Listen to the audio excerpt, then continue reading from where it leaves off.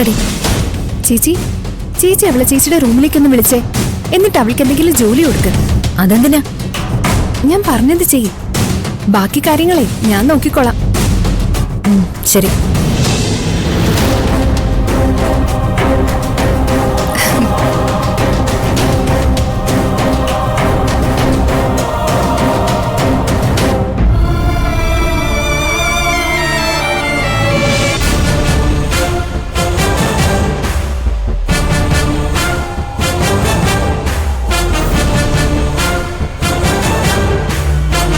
നന്ദിനി, ഇങ്ങോട്ടൊന്ന് വന്നേ.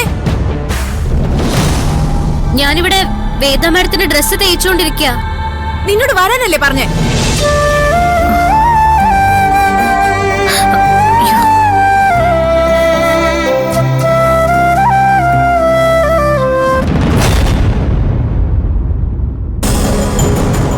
എന്താ മാഡം? ഇതൊക്കെ ഒന്ന് ഭംഗിയായി മടക്കി അലമാരയിൽ വെക്കണം. പെട്ടെന്ന് വേണം. ഞാനിത് അയൺ ചെയ്ത ശേഷം വന്നാ മതിയോ? ഞാനൊരു ജോലി പറഞ്ഞാല് അത് ആ നിമിഷം തന്നെ ചെയ്തിരിക്കണം. പെട്ടെന്ന് ചെയ്യ്.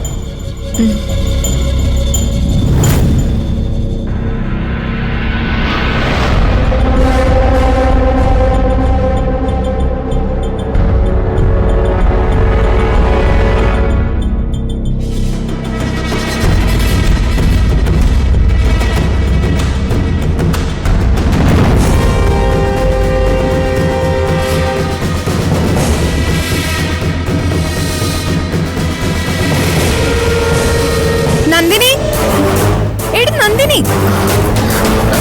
അവളിവിടെ എന്റെ മുറിയിലുണ്ട്. അവളോട് ഇങ്ങോട്ട് ഇറങ്ങി വരാൻ പറയേ. അവളിവിടെ എന്താ കാണിച്ചു വെച്ചിരിക്കുന്നെന്ന് കണ്ടോ?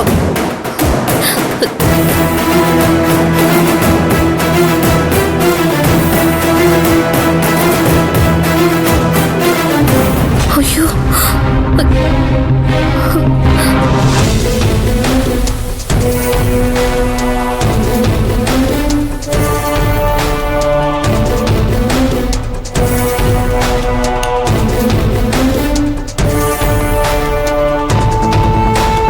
എന്താടി നീ കാണിച്ചേ?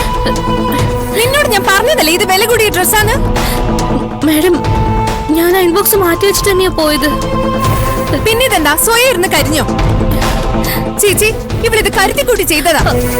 ഇവളെ വിളിച്ച് നമ്മള് പണിയെടുപ്പിച്ചതിനെ പ്രതികാരം ചെയ്തതാ ഇവള് നമ്മളോട്. എന്താ ഇവിടുത്തെ പ്രശ്നം? ഇത് കണ്ടു മമ്മി? കഴിഞ്ഞ ബർത്ത്ഡേക്ക് മമ്മി എനിക്ക് മേടിച്ചു തന്ന ഡ്രസ്സാ. ഞാൻ ഇവളോടൊന്ന് അയൺ ചെയ്യാൻ പറഞ്ഞു പോയി. അതിന് കാണിച്ചു വെച്ചിരിക്കുന്ന കണ്ടോ? എനിക്കറിയില്ല മാഡം, ഞാൻ കരുതിക്കൂട്ടി ഒന്നും ചെയ്തിട്ടില്ല. പിന്നെന്താ, എന്റെ മക്കളെ കള്ളം പറയോ? ഒരേ സമയത്ത് 100 ജോലികളൊക്കെ ഒരുമിച്ച് ചെയ്യുന്നവളാണെന്നൊക്കെ പേരെടുത്ത് വെച്ചിട്ടുണ്ടല്ലോ നീ. എന്നിട്ടെന്താ ഇത് ചെയ്യാൻ പറ്റാതിരുന്നെ? എന്താ പത്മേ? വേദയുടെ ഡ്രസ് അയൺ ചെയ്യാൻ കൊടുത്തിട്ട് ദാ ഇത് അവളെ കത്തിച്ചു.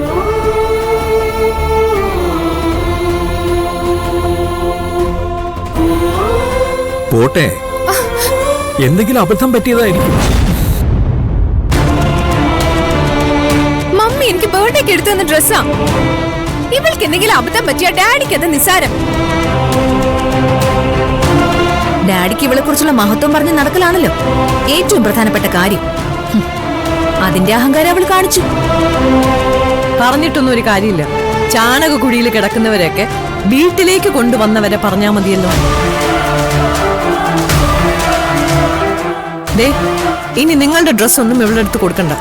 100 രൂപയുടെ 200 രൂപയുടെ ചേല വാങ്ങി ചുറ്റുന്നവർക്ക് ലക്ഷക്കണക്കിന് രൂപയുടെ ഡ്രസ് എന്ന് കേട്ടാലേ ചിലപ്പോ ബോധം തന്നെ പോയിന്ന് വരും.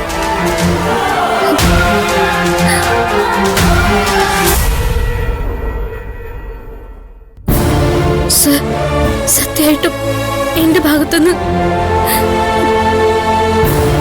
എനിക്കറിയാം മോളെ, ചിലരുടെ നന്മ ചിലർക്ക് ഉൾക്കൊള്ളാൻ ബുദ്ധിമുട്ടായിരിക്കും.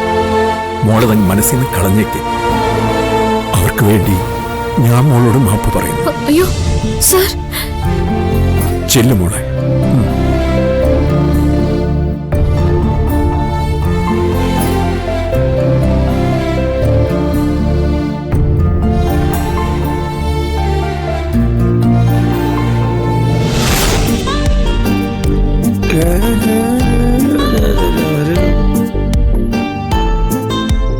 അച്ഛാ അടങ്ങി ഒതുങ്ങി ഇരിക്കണമെന്ന് പറഞ്ഞ അച്ഛൻ കേൾക്കില്ലല്ലേ?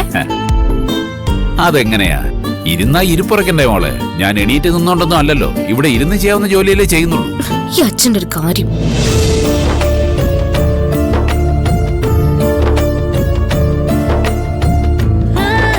അച്ഛാ നമുക്ക് സൂര്യസാറിന് എന്തെങ്കിലും സമ്മാനം കൊടുക്കണ്ടേ? സമ്മാനോ? ഇത്രയും വലിയൊരു കുടുംബത്തില് ഇമാതിരി ഒരു ആഘോഷം നടക്കുമ്പോ നമ്മളെ പോലുള്ളവര് എന്ത് കൊടുക്കാനാ മോളെ? യതീന്ദ്രൻ സാറ് ഇത്ര കാര്യമായിട്ട് നമ്മളെ ക്ഷണിച്ചു കൊണ്ടുവന്നല്ലേ, അപ്പൊ പിന്നെ എന്തെങ്കിലും കൊടുക്കാതിരിക്കുന്ന എങ്ങനെയാ? ഉള്ളിൽ ആഗ്രഹമുണ്ട് മോളെ, പക്ഷേ നമ്മൾ എന്തു കൂട്ടിയാ കൂടും? അച്ഛാ എന്റെ ഒരു കമ്മൽ ഒടിഞ്ഞ ബാഗിൽ കിടപ്പുണ്ട്. ഏകദേശം ഒരു 3 ഗ്രാം കാണും. പിന്നെ എന്റെ കയ്യിലെ ഒരു മോതിരം എടുക്കാം. എന്നിട്ട് കുറച്ച് കാശും കൂടി ചേർത്ത് ഒരു അരപ്പവന്റെ മോതിരം വാങ്ങിക്കാൻ പറ്റും. അത് കൊടുത്താലോ? അരപ്പവന്റെ മോതിരം എന്ന് പറയുമ്പോ ഇവിടെ ഉള്ളവര് കൊടുക്കുന്നതിന്റെ അത്രയൊന്നും കാണില്ല. പക്ഷെ നമ്മുടെ ഒരു അവസ്ഥയില് അത് വലിയൊരു കാര്യ. കൊടുക്കാം മോളെ. എന്നാ പിന്നെ നമുക്ക് അങ്ങനെ തന്നെ തീരുമാനിക്കാം അച്ഛാ. അല്ല മോളെ, അതിൽ വേറൊരു കുഴപ്പമുണ്ടല്ലോ. സൂര്യസാറിന്റെ കൈവിരലിന്റെ അളവ് കിട്ടണ്ടേ? അത് ഏകദേശം നമുക്ക് നോക്കിയെടുക്കാം അച്ഛാ. മോളെ, കാര്യം നമ്മൾ കൊടുക്കുന്ന ഇത്തിരി ഇല്ലാത്തൊരു മുതല് തന്നെയാ. പക്ഷെ കയ്യില് കിടക്കുന്നില്ല എന്ന് പറഞ്ഞ് സൂര്യ സാർ അത് മാറ്റിക്കഴിഞ്ഞാ പിന്നെ വിഷമാവില്ലേ? സാറിന്റെ കയ്യിൽ അളവുണ്ടെങ്കിൽ അത് കൃത്യമായി നോക്കിയെടുക്കായിരുന്നു.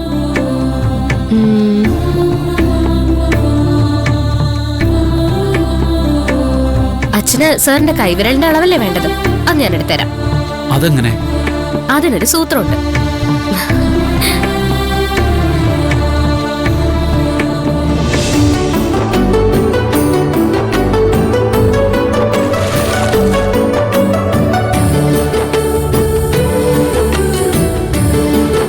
രാജുവേട്ടാ, ഒന്നീ വന്നേ.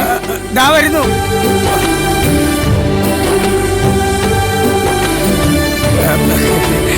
എന്താണ് തന്നെ വിളിച്ചേ? രാജുവേട്ടൻ കൈ ഒന്ന് നീട്ടിയേ, ഞാൻ ഫലം പറഞ്ഞുതരാം. അയ്യോ, നിനക്ക് കൈ നോക്കാനൊക്കെ അറിയോ? പിന്നെ ദേ ഇത് വെച്ച് നോക്കി ഞാൻ കണ്ടുപിടിക്കാം. ഈ നൂല് വെച്ചിട്ടാ? ഇതാണ് നൂൽ ജ്യോത്സ്യം.